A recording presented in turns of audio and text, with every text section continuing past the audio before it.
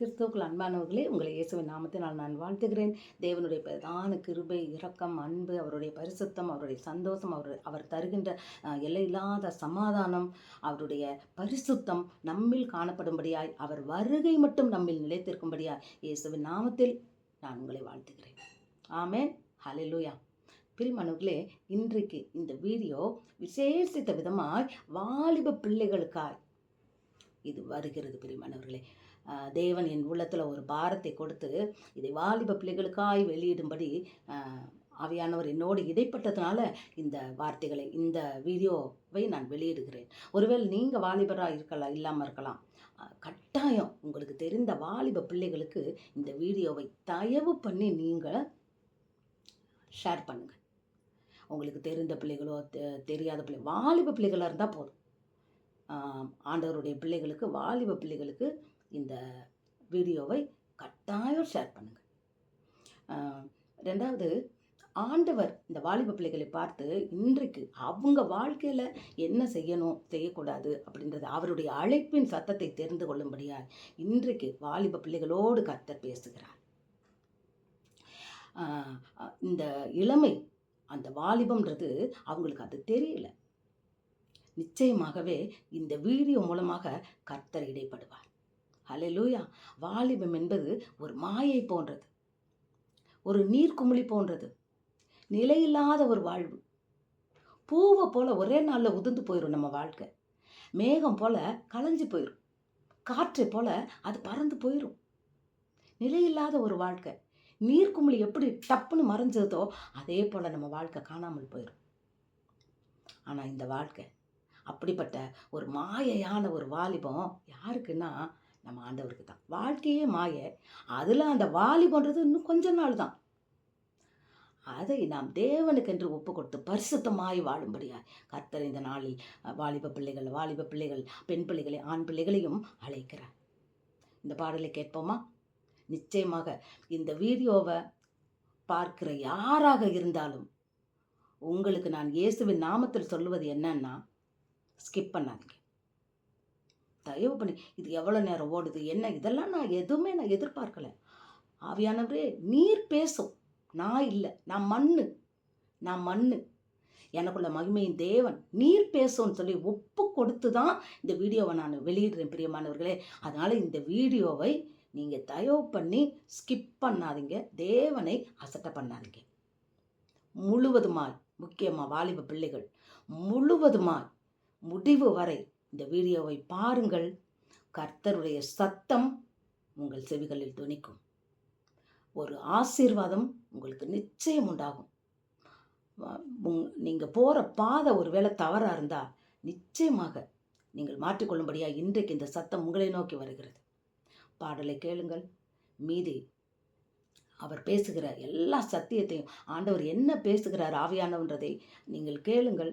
அதற்கு உங்களை ஒப்புக்கொடு. நிழலை போன்று மாயையானது உன் ஜீவன், நீர்க்குமிழி போன்று நிலையில்லாதது உந்தன் வாழ்க்கை. நிழலை போன்று மாயையானது உன் ஜீவன், நீர்க்குமிழி போன்று நிலையில்லாதது உன் வாழ்க்கை.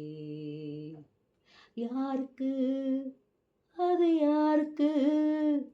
உன் தேவனுக்கு, அது இயேசுவுக்கு. பூவை போல உதிர்ந்து போய்விடும் உன் வாழ்க்கை, பூவை போல உதிர்ந்து போய்விடும் உன் வாழ்க்கை. மேகம் போல கலைந்து போய்விடும் உன் வாலிபம், மேகம் போல கலைந்து போய்விடும் உன் வாலிபம். யாருக்கு அது, யாருக்கு? உன் தேவனுக்கு, அது இயேசுவுக்கு. அலையை போல தொடர்ந்து வந்திடும் உந்தன் ஆசை, கடல் அலையை போல தொடர்ந்து வந்திடும் உந்தன் ஆசை. கொதிக்கும் அக்கினி கடலில் உன்னை தள்ளிடும் உந்தன் பாவம். கொதிக்கும் அக்கினி கடலில் உன்னை தள்ளிடும் உந்தன் பாவம். வேண்டாம் பாவம் வேண்டாம், மழை நீரை போல தூய்மையாக மாற்றிடு. உன் வாழ்வை இயேசு ஒருவருக்கே கொடுத்திடு. மழை நீரை போல தூய்மையாக வாழ்ந்திடு. உன் வாழ்வை இயேசு ஒருவருக்கே கொடுத்திடு. நிழலை போன்று மாயையானது உன் ஜீவன், நீர்க்குமிழி போன்று நிலையில்லாதது உன் வாழ்க்கை. யாருக்கு அது யாருக்கு? உன் தேவனுக்கு, அது இயேசுவுக்கு. ஆம் வாலிப பிள்ளையே, உந்தன் வாலிபம் எப்படிப்பட்டதா? நிலையில்லாத ஒரு நீர் குமிழி. நம்ம தண்ணி இருந்து தண்ணியில் ஒரு குமிழி வந்ததுன்னா பார்த்துக்கிட்டே இருக்கும்போதே டப்புன்னு மறைஞ்சு போயிடும். அது போல தான் நம்ம வாழ்க்கை. நீர் குமிழி போல இருக்கிற வாழ்க்கை என்னைக்கு போகணும் யாருக்குமே தெரியாது. அது ஏன் இயேசுக்காக வாழக்கூடாது? இந்த வாலிப பருவம்ன்றது பலவானு கொத்த அம்பை போல அது அது மிகவும் பராக்கிரமம் நிறைந்த ஒரு வாலிபம். அது ஏன் வீணா சாத்தானுடைய செயல்களுக்கு கொடுத்து அதை நம்ம நரகத்துக்கு தள்ளணும்? நாம் ஏன் நரகத்துக்கு போகணும்?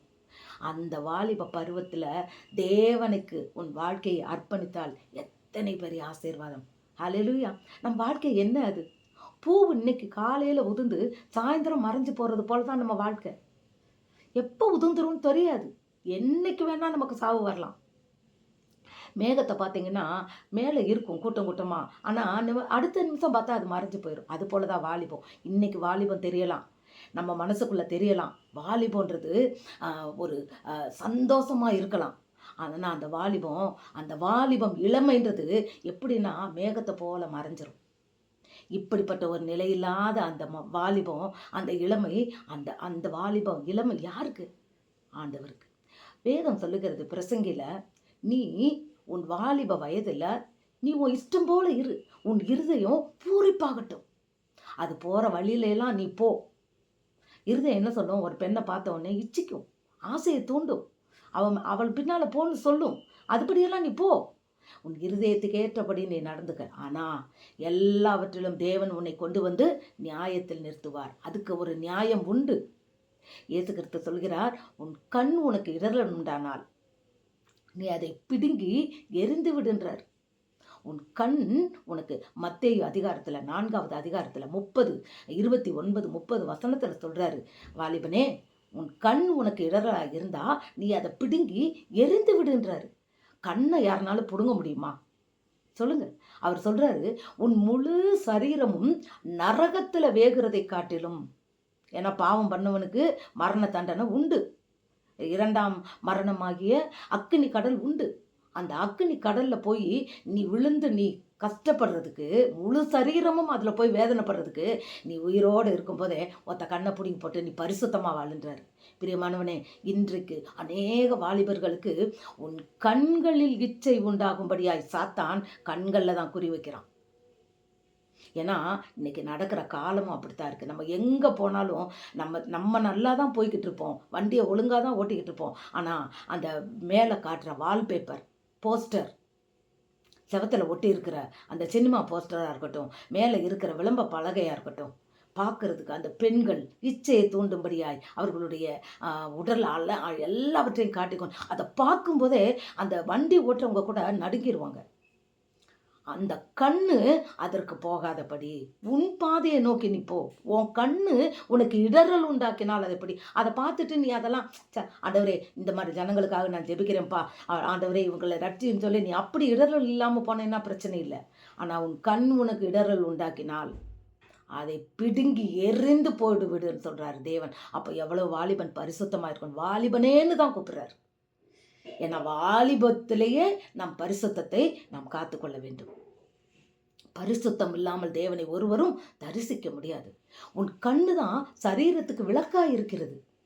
உன் கண் இருளடைந்தால் சரீரம் முழுவதும் இருளாகிவிடும். அந்த கண்ணு பரிசுத்தமாக இருக்கணும். யோபு என்ன சொன்னார்? என் கண்ணோடு நான் உடன்படிக்கை பண்ணின நான் ஒரு கன்னிகையை பார்ப்பது எப்படி? பிரியமானவர்களே, வாலிப பிள்ளைகளே, வாலிபர்களே, இன்றைக்கு ஆண் பிள்ளையாக இருந்தாலும் பெண் பிள்ளையாக இருந்தாலும் உங்களை நோக்கி இந்த வசனம் வருகிறது. உங்கள் கண்கள் உங்களுக்கு இடராளா இல்லாத படிக்கு அதனோடு யோபுவை போல ஒரு உடன்படிக்கை பண்ணிக்கொள்ளுங்கள். இன்றைக்கு அநேக சபைகளில் பார்க்குறோம், வாலிபர் கூட்டத்தை நடத்துகிறவங்களா இருந்தாலும் சரி, வாலிபர் கூட்டத்துக்கு வருகிற பெண் பிள்ளைகள், ஆண் பிள்ளைகள் தன் கண்களினால் இடரல் அடைந்து அவர்கள் வேதனைப்படுவதை நாம் பார்க்கிறோம். ஒரு பரிசுத்தமான தேவாலயத்தில் ஒரு காதல் எப்படி வந்தது? தேவன் மீது அன்பு கொள்ளுகிற இடமாகி அந்த இடத்துல சாத்தான் மனிதன் மீது, ஒரு மனுஷன் மீது காதல் கொள்ளும்படியாய் சாத்தான் உங்களை தூண்டி விடுகிறது. எப்படி யோசித்து பார்த்தீங்களா? அது உண்மையா? ஒரு பாஸ்டர் சொன்னார், அவள் காதலிச்சு வந்துட்டாலாம். அப்புறம் பாஸ்டர் சொல்கிறாளாம், ஆண்டவரே இது ஆண்டவர் என்கிட்ட பேசினார், இது சித்தமான்னு சொல்லுங்கன்னு. நீ காதலிச்சிட்டியே, அதுவே முதல்ல தப்பே. ஒரு பையன் சொல்கிறான், ஒருத்தி வராலாம், ஒரு ஆம்பளை பையனை பார்த்து சொல்கிறாளாம் சபையில், பிரதர், அதை ரொம்ப வேதனையோடு சொன்னார் அந்த பாஸ்டர். பிரதர் கூப்பிட்டது என்ன? பிரதர், கர்த்தர் எனக்கு வெளிப்படுத்தினார், நீங்கள் தான் என் வருங்கால கணவன். அப்போ ஒரு பிரதர் எப்படி வருங்கால கணவனாக மாறுவான்? நடக்குமா? எப்படிப்பட்ட ஒரு அசுத்தங்கள் நடக்கிறது பாருங்க. ஏன்? இவை எல்லாமே கண்களின் இச்சையினால் வந்தது. பிரியமானவர்களே, இன்றைக்கு இந்த வீடியோ பார்த்து கொண்டே இருக்கிற ஒவ்வொரு வாலிப பிள்ளைகளையும், ஆண் பிள்ளைகளையும், பெண் பிள்ளைகளையும் கர்த்தர் எச்சரிக்கிறார். இது உங்களுக்கான வீடியோ. உன் கண் உனக்கு இடர்கள் உண்டாக்கினால் அதை பிடுங்கி எரிந்து விடு. கண்ணோட உடன்படிக்கை பண்ணிக்கொள். அந்த கண்ணு மூலமா எத்தனை அசிங்கமான படங்கள், எத்தனை அசிங்கமான வீடியோக்கள் இதுவரையிலும் நீ பார்த்துருந்தா பரவாயில்ல. இன்றைக்கு பாவத்தை அறிக்கை செய்து விட்டு விடுகிறவன் இரக்கம் பெறுவான். விட்டு விடணும். நீ பாவத்தை தேவனிடத்தில் அறிக்கை செஞ்சுட்டேன்னா இனிமேல் அந்த பாவம் செய்யக்கூடாது. விட்டு விட்டுறணும். ஆண்டவர் ஒரு முறை தான் நமக்காக சிலுவை சுமந்தார், 1000 முறை இல்லை. நீ மீண்டும் ஒரு முறை பாவம் பண்ணால் தப்பு இல்லை, மீண்டும் அந்த பாவத்தை பண்ணால் உனக்கு மன்னிப்பே கிடையாது. அதனால நம்மளால முடியலையா? ஆண்டவர் இடத்துல கேளுங்க. வாலிபனே, உன் சிருஷ்டிகனை நினைன்னு தான் பிரசங்கி 12:1 போட்டிருக்கு. வாலிபனே, உன் சிருஷ்டிகனை நினை, உன் காதலியை நினைன்னு போடலை, உன் அடுத்த வீட்டு பெண்ணை நினைன்னு போடலை, நீ பார்க்குறவளை ஆசைப்படுன்னு நினைக்கல. இன்னைக்கு பெண்கள் கூட அநேகமாக இடர்ல அடைந்துக்கிட்டு தான் இருக்கிறாங்க. இது பெரிய கொடுமை, தவறு. இன்னைக்கு திருந்துங்க. உன் கண், இந்த வாலிபம்ன்றது நொடிப்பொழுதுல மேகத்தை போல மறைஞ்சிரும், காற்றை போல கலைஞ்சிரும். மேகத்தை போல கலைஞ்சிரும், காற்றை போல மறைஞ்சிரும். அது மாத்திரம் இல்லை, நம்ம வாழ்க்கையை நீர் குமிழியை போல டப்புன்னு ஒரு நாளைக்கு போயிடும், நரகத்துக்கு போயிடுவோம். வேண்டாம், பாவம் வேண்டாம். ஆசை கடல் அலையை போல தொடர்ந்து வந்துக்கிட்டே தான் இருக்கும். எங்கனாலும் கடலில் இருக்க அலை நின்னதை பார்த்துருக்கீங்களா? இல்லை. கடல் அலை இரவும் பகலும் தொடர்ந்து வரும். அப்போ நம்ம வாலிப பிள்ளைகள் மனதில் ஆசை தொடர்ந்து வரும். இது தவறல்ல, இது இயற்கை. ஆனால் அந்த ஆண்டவர் சொல்கிறாரு, நீ இம்மட்டும் வா, இதுக்கு மேலே வராதுன்னு சொல்லி அவர் அலைக்கு ஒரு எல்லையை வச்சதுனால தான் அன்றைக்கி உலகம் அழியாமல் இருக்குது. அதுபோல நீங்கள் அழிந்து விடாதபடி உங்கள் இருதயத்துக்குள்ள வர்ற கடல் அலையை போல வர்ற ஆசைக்கு சத்தியமாகிய வசனத்தை அங்கே எல்லையாக போடுங்கள். அதை கொண்டு அதை அழிச்சிருங்க, தடுத்து நிறுத்திடுங்க. போ, நீ வராதன்னு சொல்லுங்க. ஆசைக்கு எல்லையை போடுங்க. சத்தியமாகிய வசனத்தை உங்க இதயத்துல நீங்க எல்லையா போடுங்க. அது வராது, பாவம் செய்ய தூண்டாது. அல்லேலூயா. எல்லாவற்றுக்கும் முதல் காரணம் நம் கண்கள் மாத்திரம்தான். அப்ப குருடங்கள்லாம் அப்படின்னு சொல்லாதீங்க.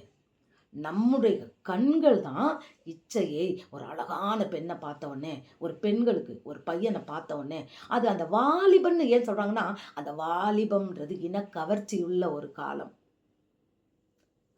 அந்த செக்ஸுவல் ஃபீலிங் அவங்க பெரிய பிள்ளையா அந்த அடலசன்ட் பருவத்துக்கு வந்த உடனே அது உடம்புக்குள்ளே ஏற்படுகின்ற ஒரு ரசாயன மாற்றம். இதை திருமணம் ஆகும் வரையிலும் ஒருவன் காத்து கொள்வதுதான், பரிசுத்தமாய் தன்னை காத்து கொள்வதுதான் தேவனுக்கு உகந்த ஒரு வாழ்க்கை. யோசேப்பு எப்படி பரிசுத்தத்தை காத்துக்கொண்டான் என்று நமக்கு எல்லாருக்கும் தெரியும். பிரியமானவர்களே, இன்றைக்கும் கர்த்தர் உங்களை அழைப்பது யோசேப்பு போல பரிசுத்தத்தை காத்துக்கொள்ளுங்கள். யோசேப்பு பாவத்தை தேடி போகவே இல்லை, ஆனா அவனை தேடி பாவம் வந்தது. யாரு? அவன் வேலை செய்யற வீட்டு எஜமானியே அவனை பிடிச்சு இழுத்தான். அவன் கூப்பிட்டுக்கிட்டே இருந்தான், ஆனா அவன் போகல. கடைசியில் என்ன பண்ணா, ஒரு நாள் யாரும் இல்லாத நேரத்துல அவனோட வஸ்திரத்தை பிடிச்சு இழுக்கிறான். வா, என்னோட சந்தோஷமா இருன்றான். ஆனா அவன் என்ன பண்றான், நான் தேவனுக்கு பயப்படாது எப்படின்னு சொல்லி அந்த வஸ்திரத்தையும் அவ கையில விட்டுட்டு வெளியே ஓடி வந்துடுறான். பிரியமானவர்களே, இப்படித்தான் வாலிபர்கள் நடந்து கொள்ள வேண்டும். அல்லேலூயா. யோசேப்பு போல. அதனால்தான் குழிக்குள்ள விழுந்தவனே தேவன் அதிகாரியாய் உயர்த்தினார். அல்லேலூயா. அவனுக்கு கிடைச்ச தண்டனை என்ன? இவன் வெளியே வந்துட்டான்னவனே அவனை கொண்டுட்டு வந்து அதிகாரியை வைக்கல, சிறைச்சாலையில தான் போனான். கஷ்டம்தான். நாம் நேர்மையாய் நடந்து கொள்வது மிகவும் கஷ்டம், நீதிமானாய் நடப்பது கஷ்டம்தான். ஆனாலும் முடிவு ஜீவன், நித்திய ஜீவன். நாம் வாழ்வது நித்திய ஜீவனுக்காய் வாழ வேண்டும், இயேசுவுக்காய் நாம் வாழ வேண்டும். அவர் எப்படி பரிசுத்தம் உள்ளவராய் இருந்தாரோ அதே போல ஒவ்வொரு வாலிபர்களையும் தேவன் இன்று அழைக்கிறார். இயேசு உங்களை அழைக்கிறார். உங்கள் வாழ்க்கையை கர்த்தருக்கென்று ஒப்புக் கொடுங்கள், இயேசுவுக்குன்னு ஒப்புக் கொடுங்க. ஆண்டவர்கிட்ட ஒப்புக் கொடுத்து பரிசுத்தமாய் வாழுங்க. காதெல்லாம் இருந்ததுன்னா விட்டுருங்க, வேண்டாம், அது பாவம். காதலிப்பது பாவம். வேதத்தில் எதுலையுமே அந்த நம்மளுடைய பரிசுத்தமான வேதத்தில் இவன் இவளை காதலித்தான்லாம் வரல. சிமியோனை ஆண்டவர் முன்குறித்து இருந்தார். நான் ரொம்ப ஆச்சரியப்படுவேன். சிமியோனை அவன் தாயின் கருவுக்குள்ள உருவாகுவதற்கு முன்பே முன்குறித்திருந்த சிமியோன் வேசிட்ட போனது எப்படி? அப்படித்தான் இன்றைக்கும் நடக்கிறது. பிரியமானவர்களே, வாலிப பிள்ளைகளே, உங்களை தாயின் கருவில் தேவன் முன்குறித்திருப்பதனால தான் இப்படிப்பட்ட காரியங்கள் நடக்கின்றது. சிம்சோனை வாசித்து பாருங்கள். அவனுக்கு கிடைச்சது என்ன? கண்ணு 2 குருடா போச்சு. தேவன் அவனை கொண்டு அந்த ஜனங்களை அழிக்க நினைத்தார், பெலிஸ்தியர்களை அழிக்க நினைத்தார். அதை அவர் நிறைவேற்றும்படியாய் அவனை முன்குறித்தார். ஆனால் அவன் வாழ்க்கையில நடந்தது என்ன? இப்படிப்பட்ட காரியங்கள். கர்த்தர் முன்குறித்திருக்கும் போது, யோசேப்பை தேவன் முன்குறித்திருந்தார். அவன் தீர்க்க தரிசனம்லாம் பார்க்குறான்ல, அண்ணன்மார்கள் எல்லாத்தையும் விட அவனோட அரிக்கட்டு தான் உயர்ந்து இருந்ததுன்னு. அவனை உயர்த்துவான்றது தெரிஞ்ச உடனே தான் பிசாசு அவனை தொடுறான். இன்றைக்கு இந்த சிக்கல்ல இருக்கிறீங்கன்னா கர்த்தர் உங்களை தாயின் கருவில் முன்குறித்து இருக்கிறார். அதனால தான் பிசாசு உங்களை இப்படிப்பட்ட காரியங்கள்ல வச்சிருக்கிறான். வேண்டாம், பிசாசுக்கு எதிர்த்து நில்லுங்கள், சாத்தானுக்கு எதிர்த்து நில்லுங்கள், சாத்தானை விரட்டுங்கள், இயேசுவின் நாமத்தில் விரட்டுங்கள். நான் தேவனால் முன்குறிக்கப்பட்டவன், தேவன் நான் தாயின் கருவில் உருவாகுவதற்கு முன்பே கர்த்தரனை முன்குறித்திருக்கிறார், எடுக்கையை சாத்தானை என்று சாத்தானை பார்த்து விசுவாசத்தோடு பேசுங்கள், அவனை அதட்டுங்கள். அவனை நீங்க விரட்டுனீங்கன்னா அவன் உங்களை விட்டு போயிடுவான். இயேசுவின் நாமத்தில் அவனை விரட்டினீங்கன்னா உங்களுக்கு மறுபடியும் வரமாட்டான். வந்து தான் பார்ப்பான், ஆனால் அவன் மேற்கொள்ள முடியாது. அதுக்கு தான் உள்ளத்தில் சாத்தானுக்கு இடம் கொடுப்பதற்கு முன்பாக இன்னொரு காரியம், நம்ம கண்களை காத்துக்கொள்ளணும். 2வது இருதயத்தை காத்துக்கொள்ளணும். பிரியமானவர்களே, இன்றைக்கு இந்த வீடியோவின் தலைப்பு காத்துக்கொள். இந்த வீடியோவின் தலைப்பு காத்துக்கொள். முதல்ல நம்ம கண்களை காத்துக்கொள்ளணும், இருதயத்தை காத்துக்கொள்ளணும். இருதயத்தை எப்படி நம்ம காத்துக்கொள்றது? இந்த இருதயத்துக்குள்ள இருந்து தான் பொல்லாத சிந்தனை, விபச்சாரம், வேசித்தனம், அக்கிரமம், பொல்லாப்பு, இருமாப்பு, கோபம், துர்க்குணம், கசப்பு, வைராக்கியம், இப்படிப்பட்ட எல்லா விதமான துர்க்குணங்களும் இருதயத்துக்குள்ள தான் இருக்கு, நிரம்பும். அதனால இந்த இருதயத்தை நாம் என்ன செய்யணும்? பரிசுத்தமாய் காத்துக்கொள்ளணும். அப்போ இருதயத்தை நம்ம பரிசுத்தமாக காத்துக்கொள்ளணும்னா என்ன பண்ணணும்னா, இருதயத்துக்குள்ள குப்பை சேர்ந்து இருக்கிறதெல்லாம் வெளியே தூக்கி எரிஞ்சிட்டு சத்தியத்தை உள்ள வைக்கணும். சத்தியத்தை அறிவீர்கள், சத்தியம் உங்களை விடுதலையாகும். ஆண்டவர் சொல்றார் உபாகமத்தில், இந்த வசனங்களை உன் இருதயமாகிய சதையாகிய பலகைகளில் எழுது. இருதயமாகிய சதை, இருதயம் சதையில் ஆனதானே, அந்த பலகையில இந்த வசனங்களை, நியாயப்பிரமாணங்களை, இந்த கற்பனைகளை, கட்டளைகளை எழுதுவாயாக என்று ஆணித்தரமாக கர்த்தர் சொல்லி இருக்கிறார். அதை நாம் எழுதிவிட்டால் சாத்தா உள்ள வரமாட்டான். அவன் பயப்படுறது ஆண்டவரோட வசனத்துக்கு பயப்படுவான், இயேசுவின் நாமத்துக்கு பயப்படுவான். ஆண்டவர் உள்ள இருந்தார்னா அவன் வரமாட்டான். சத்தியம் அவனுக்கு தெரியும், எல்லா சத்தியமும் அவனுக்கும் தெரியும். இயேசு கிறிஸ்துவ அப்படித்தானே சத்தியத்துல தானே ஏமாத்த பார்த்தான். இதோ இந்த கல்ல அப்பமாக்கு, உன் கால் கல்லில் விழறாதபடி நான் உன்னை கரங்களில் ஏந்துவேன் என்று சொல்லி இருக்கிறாரே. வசனத்தை சொல்லி சொல்லி இயேசுவ ஏமாத்த பார்த்தான். ஆனால் மீண்டும் அதே வசனத்தின் மூலமாய் இயேசு சாத்தானை ஜெயித்தார். இன்றைக்கு உங்களுக்குள்ள அந்த வசனம் இருந்ததுன்னா பிசாசு சொல்லுவான், ஏய் அந்த பொண்ணு ரொம்ப அழகா இருக்கால்ல அப்படின்னு. அப்ப நீ சொல்லுவ, அப்போ நம்ம இதயத்துக்குள்ள இருந்தா நம்ம சொல்லுவோம், இச்சையாது இருப்பாயாக, கண்களின் இச்சை இருக்கக்கூடாது என்று ஆண்டவர் சொல்லி இருக்கிறாரே என்று நீ சொல்லும்போது சாத்தா உன்னை விட்டு உடனே விலகி போயிடும். இச்சையாது இருப்பாயாக, அந்த வார்த்தை இச்சையானது பாவத்தை தூண்டுகிறது, பாவமானது மரணத்தை கொண்டு வருகிறது. ஆம் பிரியமானவர்களே, இந்த இச்சை என்பது வாலிப வயதில் அதிகமாக இருக்கும் பிரியமானவர்களே. இதற்கு நாம் தான் என்ன செய்யணும், நம்மை கண்ட்ரோல் பண்ணிக்கொள்ள வேண்டும். நாம் தான் நம்மை கண்ட்ரோல் பண்ணிக்கொள்ள வேண்டும். இன்னைக்கு அநேக காரியங்களை வெளியே பார்க்குறோம். அதற்கு இந்த இச்சையானது, ஆசையானது, அருவருக்கத்தக்க ஆசையானது. இன்னைக்கு எல்லா இடத்துலையும் பாவம் கொட்டி கிடக்கு. உலகத்தாரால் கரைப்படாத படிக்கு நாம் நம்மை காத்து கொள்வதே உண்மையான பரிசுத்தம். உலகத்தில் உள்ள பாவங்களுக்கு விலக்கி நம்மை பாதுகாத்து கொள்வதுதான் பரிசுத்தம். பரிசுத்தம் இல்லாமல் தேவனை தரிசிக்க முடியாது. அப்போ அந்த இருதயத்துக்குள்ள இப்போ நம்ம யூடியூப் பார்த்துக்கிட்டே இருக்கிறீங்க, நல்ல படங்கள்லாம் வந்துக்கிட்டே இருக்குது. திடீர்னு கேவலமான ஒரு விஷயம் வரும், அதை பார்க்கக்கூடாது ஒன்று. அதை நீங்கள் தள்ளி விட்டுட்டீங்கன்னா நீங்கள் தப்பிச்சிட்டீங்க. அதுக்குள்ளே போயிட்டீங்கன்னா சாத்தா மாய வலையில் கொண்டு போய் உங்களை சிக்கி உங்கள் வாழ்க்கை முழுவதையும் நரகத்தில் தள்ளி விடுவான். உங்கள் வாலிபத்தையே அழித்து விடுவான். தேவனுடைய சித்தம் செய்யாதபடி உங்களை அவன் கெடுத்து விடுவான். இதற்குத்தான் காத்து கொள்ள வேண்டும். நம் கண்களை காத்துக்கொள்ள வேண்டும், இருதயத்தை காத்துக்கொள்ள வேண்டும். கெட்ட சிந்தனை வரக்கூடாது. அந்த இருதய வசனங்களினால் நிரம்பப்படும் போது நிச்சயமாக தேவையில்லாத நம்ம மைண்டும் எப்படி இருக்கும்னா, ரெண்டுக்கும் கனெக்ட் இருக்கு. நம்ம ஹார்ட்டுக்கும் மைண்டுக்கும் கனெக்ஷன் இருக்கு. அதனாலதான் ஆண்டவர் சொல்றாரு, இதோ நான் வாசப்படியிலிருந்து கதவை தட்டுறேன், ஒருவன் கதவை திறந்தா நான் உள்ள வரேன், இதயத்தை எனக்கு தர்றியான்னு கேட்கிறாரு. ஹார்ட்டுக்குள்ள ஆண்டவர் வந்துட்டாருன்னா மைண்டை அவர் கண்ட்ரோல் பண்ணிடுவார். ஹல்லேலூயா. அதனால ஆண்டவருக்கு நம்ம இடம் கொடுத்துட்டா போதும், அவர் எல்லாத்தையும் கண்ட்ரோல் பண்ணி பார்த்துக்கிடுவார். இவர் கூட பெர்கமல் சாயா கூட ஒரு பாட்டு பாடியிருப்பார், ஆவியானவர் கண்ட்ரோலில் என் கையிலன்னு சொல்லி கூட பவர் ஆவி எனக்குள்ளே, ஆவியானவர் கண்ட்ரோல்னு சொல்லி ஏதோ ஒரு பாட்டு பாடுவார். உண்மையில் பிரியமானவர்களே, வாலிப பிள்ளைகளே, பெண் பிள்ளை ஆண் பிள்ளையாக இருந்தாலும் சரி, இன்றைக்கு நீ தேவனுடைய பிள்ளையானால், நீ காதலித்து திருமணம் முடித்தால் அது தேவ சித்தம் அல்ல. உனக்கு நீயே நரகத்துக்காக குழி தோண்டி நரகத்தின் பாதையை நீயே வகுத்து கொண்டாயின்னு தான் அர்த்தம். அநேக பெண்கள் இடரல் அடைகிறாங்க, ஆண் வாலிப பிள்ளைகள் இடரல் அடைகிறாங்க. உங்களுக்கு ஏற்ற திருமண துணையை உங்க தாய் தகப்பனால கூட கொண்டு வர முடியாது. என்ன இப்படி சொல்றேன்னு பாக்குறீங்களா?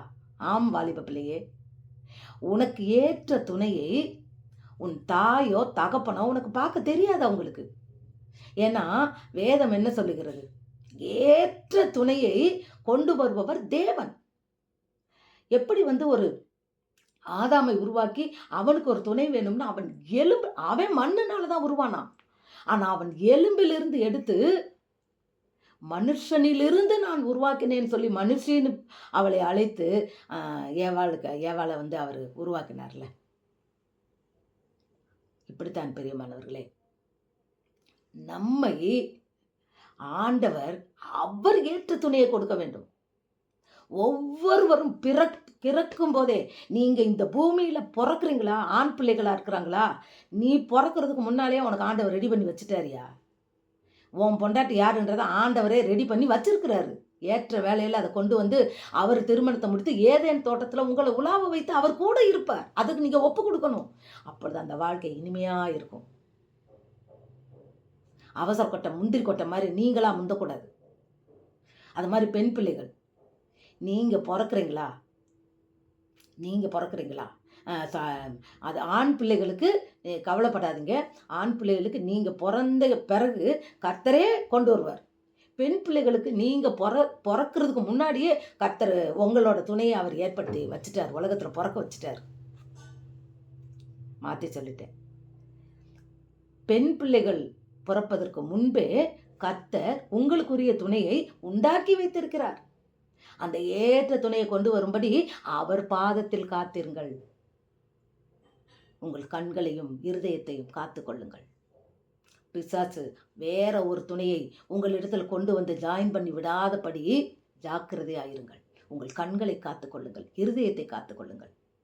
இன்னைக்கு அநேகர் இடறல் அடைகிறது இந்த விஷயங்கள்ல தான். இந்த பாலியல் இச்சை, காதல், இதை தான் வாலிப பிள்ளைகள் இடறல் அடைகிறாங்க. அதுதான் சாத்தான் கையில் வச்சிருக்கிற தூண்டில்.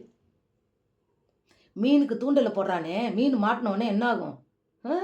அன்னைக்கே செத்து போச்சு. தோசைக்கல்லில் வந்து உட்காந்துருக்கும், குழம்பு சட்டியில் கொதிக்கும், அவ்வளோதான்.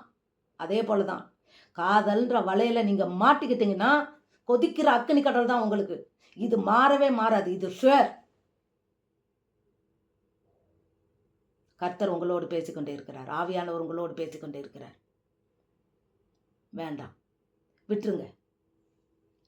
தேவனுடைய பிள்ளைகளுக்கு இது தகாது. வேண்டாம். இருதயத்தை காத்துக்கொள், கண்களை காத்துக்கொள். ஏன்னா இருதயத்துக்குள்ள சங்கீதம் 119 9வது அதிகாரம் என்ன சொல்லுது? வாலிபன் தன் வழியை எதனால் சுத்தம் பண்ணுகிறான்? வேத வசனத்தின்படி தன்னை காத்து கொள்வதினால் தானே. அல்லேலூயா. இன்றைக்கும் பைபிள் வசனம் உங்க உள்ளத்துல உண்மையாய் நிறைந்திருந்தால் அது எதுக்குன்னா உங்களை பாதுகாத்து கொள்வதற்கு. வேத வசனத்தின்படி, வேத வசனம் என்ன சொல்லுது? உன் கண்ணில் இச்சை உண்டானா கண்ணை பிடிக்க போடுன்னு சொல்லுதுல்ல, நரகத்தில் இருக்கிறதை காட்டிலும் வேண்டான்னு சொல்லுதில்ல. அப்போ அதற்கு அந்த வேத வசனத்தின் படி இச்சையாதிருப்பாயாக, அந்த வசனத்தின்படி நம்மை காத்து கொள்ள வேண்டும். நம் வாலிப வயதை நாம் காத்து கொள்ள வேண்டும். நிறைய வாலிப பிள்ளைகளுக்கு வசனம் நிறைய தெரியும், மனப்பாடத்தில் ப்ரைஸ் எல்லாம் வாங்கியிருப்பாங்க. ஆனாலும் பிசாசு அவங்கள காதலில் விழ வச்சிருப்பான். தப்பு. ஏன் நான் தாய் தகப்பனுக்கும் உங்களுக்கு நல்ல துணையை தேடி தர முடியாதுன்னு சொல்கிறேன்னா, அவங்க பார்க்குறது எப்படி பார்ப்பாங்கன்னா, இப்போ பொண்ணு படிச்சிருக்கா, பொண்ணுக்கு மாப்பிள்ளை பார்க்குறாங்கன்னு வச்சுக்கோங்க. என் பொண்ணு இவ்வளோ படிச்சிருக்கா, இன்ஜினியரிங் படிச்சிருக்கா, இல்லை என் பொண்ணு டாக்டருக்கு படிச்சிருக்கான், டாக்டருக்கு டாக்டர் மாப்பிள்ளை, இன்ஜினியருக்கு இன்ஜினியர் மாப்பிள்ளை, அப்படி தான் பார்ப்பாங்க. முதல்ல அதைத்தான் பார்ப்பாங்க. என் பிள்ளை இப்போ 1 லட்சம் சம்பாதிக்கிறா, உடனே அதை விட அதிகமாக சம்பாதிக்கணும். இது இயற்கை. ஏன்னா என்றைக்குமே பெண்களை காட்டிலும் ஆண்கள் அதிகமாக எல்லாத்துலேயும் இருக்கணுன்றது ஒரு அப்படி இருப்பாங்க. அது நீதி. அதை இவங்க வசித்து கொண்டு அதை மாதிரி தான் தேடுவாங்க. ஆண் பிள்ளைகள் பெற்றவர்கள் பெண் பிள்ளைகளை எப்படி தேடுவாங்கன்னா, பொண்ணு ரொம்ப சிவப்பாக இருக்கணும், கலராக இருக்கணும், அழகாக இருக்கணும், அவள் குணமாக இருக்காளா, ஆண்டவருக்கு ஊழியம் பண்ணுறாளா, வாலிப வயதில் மரியாதை போல் கிருபை பெற்றவளாக இருக்கிறாளா, அதெல்லாம் பார்க்க மாட்டாங்க. இன்றைக்கி அப்படி பார்க்குறவர்கள் ரொம்ப வெகு சிலர். ஒரு சில ஊழியக்காரவங்க பார்க்குறது உண்டுன்னு நினைக்கிறேன், இருக்கலாம். ஊழியக்காரர்கள் தங்கள் பிள்ளைகளுக்கு அப்படி பார்ப்பாங்களா இருக்கும். ஒரு நம்ம ஆலன் பால் விருதுநகர் இல்லை, அவர் ஊழியக்காரர் இருக்கார்ல, அவருடைய தாயார் தன்னுடைய மகனுக்கு மனைவி பார்க்குறதுக்கு திருமணத்துக்காக அவங்க ஆயத்தம் பண்ணி கொண்டு இருக்கும்போது ஒரு நாள் இந்த அவருடைய மனைவி அவங்க வீட்டுக்கு போயிருந்தாங்களாம். அப்போது வாலிப வயதில் அந்த பிள்ளை என்ன பண்ணுச்சான், மொட்டை மாடியில் உட்காந்து ஸ்தோத்திர பலி புக்கை எடுத்து ஸ்தோத்திரம் சொல்லிக்கிட்டு இருந்ததாம். அதை பார்த்தவுடன் அந்த தாயார், அவங்க நீ என்ன படிச்சிருக்கன்னு கேட்கல, நீ என்ன எப்படி இருக்க, என்ன இது எதையுமே அவங்க பார்க்கல. இந்த பிள்ளை தான் என்னோட மகனுக்கு ஏற்றவள் துணைன்னு சொல்லி, ஏற்ற துணைன்னு அவங்க ஆண்டவர்கிட்ட ஜெபித்தார்கள். கர்த்தர்ட்ட சித்தம் கேட்டு அவர்கள் அவர்கள் நினைச்சாங்க, கர்த்தருடைய சித்தம் அறிந்தாங்க, அந்த திருமணத்தை முடித்தாங்க. இன்றைக்கு பார்த்தீர்களா அவர்களுடைய ஆசீர்வாதங்களை எத்தனை தேசத்துக்கு ஆசீர்வாதங்களாய் கர்த்தர் மாற்றினார். அல்லேலூயா. இன்னைக்கு என் பிள்ளை இவ்வளோ படிச்சிருக்கான், என் மருமக இவ்வளவுன்னு பார்த்தவங்களாம் டைவர்ஸில் போய்கிட்டு இருக்கு, குடும்பத்தில் பிரச்சனையில் போய்கிட்டு இருக்கு, சண்டையில் போய்கிட்டு இருக்கு. உன்னை விட நான் பெருசு, என்னை விட நீ பெருசு, 2 குடும்பங்களுக்கு இடையில பிரச்சனையில் போய்கிட்டு இருக்கு. இதை பார்க்குற தாய் தகப்பன்மார் ஆமான்னு சொல்லுவீங்க கட்டாயம். ஏன்னா தேவன் சித்தம் இல்லாதபடி ஆண்டவர் ஒன்று சொல்கிறது தெரியுமா? தேவன் இணைத்ததை மனிதன் பிரிக்காதிருக்க கடவன். மனிதன் இணைத்ததை அப்படின்னு சொல்லவே இல்லை. இப்போது நம்ம பார்த்து முடிக்கிறது தான் மனிதன் நினைப்பது. அதனால் வாலிப பிள்ளைகளே, உங்களுக்கு நான் சொல்கிறது என்னென்னா, தேவன் உங்களுடைய துணையை கொண்டு வந்து உங்களை இணைக்கும் வரை நீங்கள் பொறுமையோடு காத்திருக்க வேண்டும், ஜெபம் பண்ண வேண்டும். அநேக நேரத்தில் வாலிப பிள்ளைகள் நான் ஊழியத்துக்கு போகும்போது வருவாங்க, நல்ல ஆவிக்குரிய பிள்ளைகள். அவங்க வந்து திருமண காரியத்துக்காக என்னிடத்துல ஜெபம் பண்ண வரும்போது அவர்களுக்கு நான் சொல்லுகிற ஆலோசனை இது தான்: 3 நாள் உபவாசம் போடுங்க தம்பி, அவசரப்படாதீங்க, அம்மா அப்பா சொல்கிறது எதுவுமே இல்லை, நீங்க கர்த்தரிடத்தில் ஜெபம் பண்ணி தேவன் உங்களோடு பேசினால், இந்த பெண் தான் நான் உனக்கு ஏற்ற துணைன்னு கர்த்தர் வெளிப்பாடு வந்தால் அவர் கொடுப்பார். அவர் பேசுகிற தெய்வம். அதை தெரிந்து கொள்ளக்கூடிய ஞானம், அந்த ஆவி உங்கள்கிட்ட இருக்கணும். அதனால் நீங்கள் ஜெபம் பண்ணி நீங்கள் தெரிந்து கொள்ளுங்க, நிச்சயமாக உங்கள் வாழ்க்கை ஆசீர்வதிக்கப்படும்னு சொல்லுவேன். அநேக ஆண் பிள்ளைகள் சந்தோஷமாக போவாங்க. ஆண் பிள்ளைகள் அப்படி என்கிட்ட வந்திருக்காங்க, நிறையா பேர் வந்திருக்காங்க, பெண் பிள்ளைகளை காட்டிலும். என்னோட வாழ்க்கை துணை வந்து எனக்கு எப்படி வரணும் அப்படின்னு சொல்லி வந்திருக்கிறாங்க. நான் ரொம்ப சந்தோஷப்படுவேன் அவங்களை பார்த்து. கர்த்தருக்கு நன்றி சொல்லுகிறேன். ஆம்பிரியமானவர்களே, இந்த வீடியோ பார்த்து கொண்டு இருக்கிற ஒவ்வொரு வாலிபனும், வாலிப தம்பியே, வாலிப தங்கையே, உன் வாழ்க்கை துணை யார் என்பதை நீ உபவாசத்தில் கர்த்தருடைய சத்தத்தை கேட்டு நீ தெரிந்து கொண்டு அதன்படி அந்த ஏற்ற துணையோடு நீ வாழும்போது தேவன் நினைத்ததை மனிதன் பிரிக்கவே முடியாது. எப்படி முடியும்? தேவனை விட அவங்க பெரியவங்களா? தேவனே இணைச்சு வச்சார், அதை மனுஷனால ஒன்றும் பண்ண முடியாது. இன்னைக்கு சில டைவர்ஸ் வருதுன்னா அது தேவனால நடந்தது அல்ல, அவசரப்பட்டு மனிதர்களால் உண்டானது, தேவ சித்தத்தை மீறி நடந்தது. அது பாவம்தான். தேவன் அதற்குரிய தேவன் நாமம் மகிமைப்படணும். நம்முடைய கண்களை பிசாசானவன் கட்டி வைத்திருக்கிறான். இன்றைக்கு வாலிப பிள்ளைகள் ஒவ்வொருவரும் உங்களை தேவனுக்கு ஒப்பு கொடுங்கள். வாலிபனே, இந்த வாலிப வயதில் உன் சிருஷ்டிகனே நினை. இந்த வாலிப வயதில் உன் பரிசுத்தத்தை காத்துக்கொள், உன் கண்களை காத்துக்கொள். இச்சை வராதபடி, இச்சையை தூண்டுகிற விஷயங்கள் வராது, உன்னை மேற்கொள்ளாதபடி உன் கண்களையும் உன் இருதயத்தையும் நீ காத்துக்கொள். இருதயமாகிய பலகைகளில் வசனமாகிய சத்தியத்தை நீ எழுது.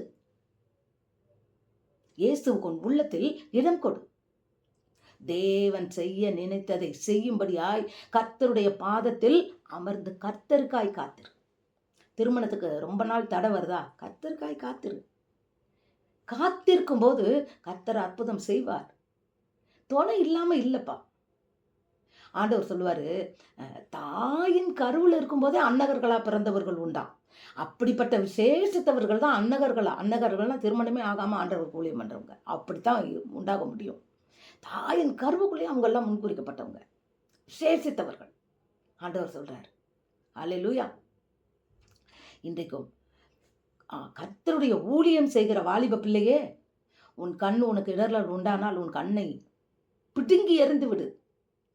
உண்மையா இல்லை, கண்ணை காத்துக்கொள்.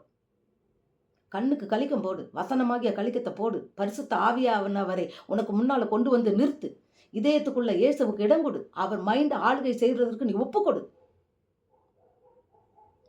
பரிசுத்தம் இல்லாமல் தேவனை தரிசிக்க முடியாது. வாலிப வயதில் உன் இளமையெல்லாம் போக்கி விட்டுட்டு நமக்கு முடியாத நேரத்தில் ஆண்டவரே நம்ம மன்னியும் சொன்னா, இதோ காலம் கடந்து விட்டதும்பார். இதோ அவனவன் செய்கிற கிரியைகளின் பலன் என்னோடு கூட வருகிறதுன்றாரு.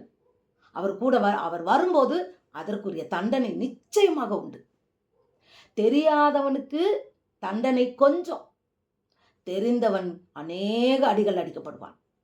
ஏற்கனவே உன்னை போதகர் மூலமா கேள்விப்பட்டிருக்கையே, உன் தாய் தகப்பன் உனக்கு சொல்லியிருக்கிறாங்களே, அதுதான் ஆண்டவர் சொல்றார். தாய் தகப்பன் போதகத்தை தள்ளாதே. உன் தாயினுடைய அந்த போதனை உன் கழுத்துக்கு சரப்பணியும், உன் தலைக்கு அலங்காரமுமான கிரீடமாய் இருக்க கடவுது. உன் தகப்பன் போதகத்தை புத்திமதியை தள்ளாதே. தாயின் தகப்பனுக்கு கீழ்ப்படியாம இன்னைக்கு எத்தனை பிள்ளைங்க காதல்ல விழுந்து அப்படித்தான் ஓடி போறாங்க தெரியுமா? ஆண்டவர் சொல்றாரு, உன் தகப்பனையும் தாய்க்கு கீழ்ப்படி, தகப்பன் புத்திமதியை தள்ளாத. போதகத்தை என் போதகர் எனக்கு சொன்ன அட்வைஸ் எல்லாம் நான் விட்டுட்டேனேன்னு கடைசியில் உன் தலையில் அடிச்சுக்கிட்டு நீ அழுகிற நாள் வரும். வேண்டாம். போதகர் சொன்னா கேளு. எங்கள் பாஸ்டர் கூட சொல்கிறாரு, அநேக பிள்ளைகள் இப்படித்தான் காதலில் விழுந்து போய் வர்றாங்க. ஒவ்வொரு வாரமும் சொல்கிறாரு. அவங்கள்ட்ட போய் கேட்குறாங்களாம், அதுக்கப்புறம் அழுகுறாங்களாம். வேண்டாம் வேண்டாம். காத்துக்கொள். உன் கண்ணை காத்துக்கொள், உன் இருதயத்தை காத்துக்கொள், உன் சிந்தனையை காத்துக்கொள். தாய் தகப்பன் புத்திமதியை அலட்சியம் பண்ணாத. கர்த்தருடைய வசனத்தை இருதயத்தில் எழுது. உன் கண் போடி நீ போனேன்னா இறுதி முடிவு நரகம்தான். அது நம்மளை நல்ல பாதைக்கு கூட்டிட்டு போகாது. ஏன்னா ஆண்டவர் என்ன சொல்றாரு, நானே வழி, நானே சத்தியம், நானே ஜீவன் என்கிறார். அப்போ ஆண்டவருடைய வழின்னா என்ன? அதுதான் சத்தியம். நம்ம வேதத்துல இருக்கிற வார்த்தையின்படி நம்ம வாழாம நம் தேவனுடைய ராஜ்யத்துக்குள்ள போக முடியாது. அதனால அதற்கு உன்னை ஒப்புக்கொடு. வாலிபனே, வாலிப பிள்ளையே, இன்றைக்கு உங்களை முற்றிலுமாக தேவனுக்கு அர்ப்பணியுங்கள். இந்த வாழ்க்கை ஒரே ஒரு வாழ்க்கை. இது தேவனுக்கு, இயேசுவுக்கு. நீங்க அதாவது சுயநலமா வாழ்ந்தா அந்த வாழ்க்கையினுடைய ஆசீர்வாதம் உங்களும் உங்க பிள்ளைகளுக்கு மட்டும்தான். ஆனா உங்கள் வாழ்க்கை கர்த்தருக்காக மாறும்போது அது 1000 ஜனங்கள் அந்த ஆசீர்வாதத்தை சுதந்திரித்துக் கொள்கிறார்கள். எத்தனை பெரிய ஸ்லாக்கியம்! 1000 தலைமுறை என்று சொல்றதை காட்டிடும். நீங்க கர்த்தருடைய வசனங்களின்படி உங்களுக்கு தேவனுக்கு பிரியமாய் நாங்க வாழ்றோம், எங்களுக்கு அது போதும்னு சொன்னீங்கன்னா உங்க தலைமுறை மட்டும்தான் ஆசீர்வதிக்கப்படும். ஆனால் வாலிப பிள்ளைகள் கர்த்தருக்காய் உங்கள் வாழ்க்கையை ஒப்பு கொடுக்கும்போது, கெட்டு போகிற ஒரு ஆத்துமா ரட்சிக்கப்படும் போது அவர்கள் தலைமுறை ஆசீர்வாதத்தை சந்திக்கிறது. அல்லேலூயா. கர்த்தருடைய வருகையின் போது நீங்கள் பலனை பெற்றுக்கொள்வீர்கள். பிரியமானவனே, பிரியமானவளே, இதோ என் பிதாவின் ராஜ்யத்தை சுதந்திரித்துக் கொள்ளுன்னு சொல்லி வலது கரத்தில் உன்னை அன்பாக அணைத்து அவர் என்ன செய்வார்? உன்னை அந்த தேவனுடைய ராஜ்யத்துக்குள்ள அருமையாய் அவர் அழைத்து செல்வார். இதற்கெல்லாம் கீழ்ப்படியாத படிக்கு நான் மனம் போன வாழ்க்கையில் தான் வாழ்வேன், என் கண் போன பார்வையில் தான் போவேன், இருதயத்தின் நினைவுகள் எத்தனை இனிதாக இருக்கோ அதுதான் எனக்கு பிரியம்னு வாழ்ந்தீங்கன்னா ஆண்டவர் சொல், உங்களை யாருன்னு எனக்கு தெரியாது. தேவன் வருகையின் போது நீங்கள் எவ்வளவோ ஊழியம் பண்ணியிருக்கலாம், ஆனாலும் பரிசுத்தம் இல்லாமல் தேவனை தரிசிக்க முடியாது. உங்களுடைய சபையில் நீங்கள் வாலிப பிள்ளைகளுக்கு கூட்டத்தையே நடத்தலாம், வாலிப பிள்ளைகளினுடைய தலைவனா தலைவியா நீங்க இருக்கலாம், மியூசிக் போடலாம், பாட்டு பாடலாம், எல்லாம் பண்ணலாம். பரிசுத்தம் இல்லாமல் தேவனை தரிசிக்க முடியாது. கைவிடப்பட்டவர்களாய் மாறிவிடுவீர்கள். வாலிபனே, வாலிப பிள்ளையே, உன் கண்ணை காத்துக்கொள், உன் இருதயத்தை காத்துக்கொள், உன் சிந்தனையை காத்துக்கொள். இயேசு ஒருவருக்கே இடம் கொடு. சத்தியத்துக்கு மாத்திரம் அந்த இடத்துல இடம் கொடு. ஒரு நாளும் சத்தியத்தை மறக்காதே. இதுவரையிலும் எனக்கு சத்தியம் தெரியலையே அப்படின்னு சொன்னீங்கன்னா இன்றைக்குல இருந்து சத்தியத்தை வாசிங்க, சத்தியத்தை நேசிங்க. ஒருவேளை பைபிள் எனக்கு தெரியாதுன்னா கூட இந்த வீடியோவில் லிங்க்கில் நீங்கள் இந்த இது மேக்னிஃபிசென்ட் பிளெஸிங்ஸ்னு போட்டிருக்கேன். அதில் ஆதியாகமத்தில் இருந்து இப்போ யோவேல் ஆமோஸ் வரைக்கும் கூட வேதத்தை அழகாய் அருமையாய் தெளிவாய் புரிந்து கொள்ளும்படியாக வீடியோக்கள் போட்டிருக்கேன். தேடிக்க பார்த்து நீங்கள் அதை தெரிந்து கொள்ளுங்க. வேதத்தை வாசிங்க. சத்தியத்தை அறிவீர்கள், சத்தியம்தான் உங்களை விடுதலையாக்கும். ஆனால் அநேக நேரத்தில் சாத்தான் உங்களை கண்ட்ரோலில் வச்சுருப்பான். அதனால் சாத்தானுக்கு எதிர்த்து நில்லுங்கள். வாலிப பிள்ளைகளே, இந்த வாழ்க்கை ஜாக்கிரதையாய் வாழக்கூடிய வாழ்க்கை, ஒரே வாழ்க்கை தான். இது போச்சுன்னா இந்த மாயை மாயை மாயை மாயை உன் வாலிபம் மேகம் போல் கலைந்து போய்விடும், காற்றை போல் அது மாறி போய்விடும், இல்லாமல் போய்விடும். நீர் குமிழி போல உன் வாழ்க்கை மறைந்து போய்விடும். வேண்டாம், பாவம் வேண்டாம். ஆசை தொடர்ந்து கடல் அலைய போல தான் வரும். அணைய போடுங்க, சத்தியமாக அணைய போடுங்க. இயேசுவின் பிள்ளையாய் வாழ உங்களை ஒப்பு கொடுங்க, பரிசுத்தமாய் வாழ உங்களை ஒப்பு கொடுங்க. இன்றைக்கு உங்களை பார்த்து தான் இந்த வீடியோ வந்திருக்கிறது. இன்னும் அநேக வாலிப பிள்ளைகளுக்கு இதை ஷேர் பண்ணுங்கள். நிச்சயமாகவே கர்த்தர் அதன் பலனை உங்களுக்கு தருவார். நிச்சயமாகவே தேவன் பெரியவர். ஹல்லேலூயா. கர்த்தர் உங்களை ஆசீர்வதிப்பாராக. உங்களை தேவன் சாட்சியாய் நிறுத்துவாராக. வருங்காலத்தில் நீங்களும் சாட்சி சொல்லும்படியாய் அநேகரை கர்த்தருக்குள் எழுப்பும்படியாய் வாலிப பிள்ளைகளையும் அநேகரையும் ஆத்துமாக்களை தேவனிடத்தில் கொண்டு வரும்படியாய் கர்த்தர் உங்களை முன்குறித்திருக்கிறார். உங்களை நடத்துவாராக. ஆமென். God bless you.